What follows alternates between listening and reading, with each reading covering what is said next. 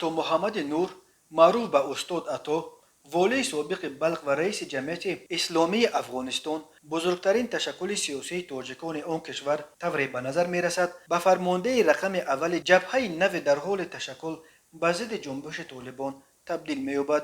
او در یک مصاحبه مفصل با خبرنگار خبرگزاری روسی سپوتنیک فخردین خولبک درباره تو کجا توان ایستادگی در مقابل طالبان داشتن او و همسنگرانش، اختلاف‌های بین او و رهبران دیگر تاجیک‌های افغانستان و سبب به جای دکتر عبدالله از اشرف غنی حمایت کردنش در انتخابات اخیر پرزیدنتی شرح داده است. استاد عطا همچنین کشورهای دور و بر را زفت زده طالبان نامیده و هشدارشان داد که شما ما را در برابر افراطیت و تروریسم تنها گذاشتید، فردا آنها دامن شما را پس میگیرند. افراطیت و تروریسم به جاده های پرزرق و برق و منازل رنگ و برنگ شما می رود.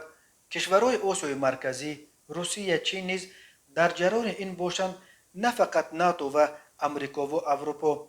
اگر برای تأمین صلح و دفاع از مدنیت در افغانستان توجه نکنند، منتظر افراطیت و تروریسم در کشورهای خود باشند. در مورد اختلافش با دکتر عبدالله، استاد عطا گفت دکتر عبدالله را من در دو دوره انتخابات های پرزیدنتی افغانستان، یک بار سال 2009، بار دوم 2014 با تمام توان حمایت کردم و به پیروزی هم رساندم، اما به میل ملت و ما و حزب ما کار نکرد. خود من سخت خفه شدم. حق من بود که تصمیم را گیرم. با کسی قرارداد هم نکرده بودم که عسکر و نوکره کسی باشم. من نه دست رئیس جمهور غنی را بولو کردم، نه سرش کلاه گذاشتم، نه کمرش را بسته کردم، نه وزیرش شدم یا یگان وظیفش را گرفتم.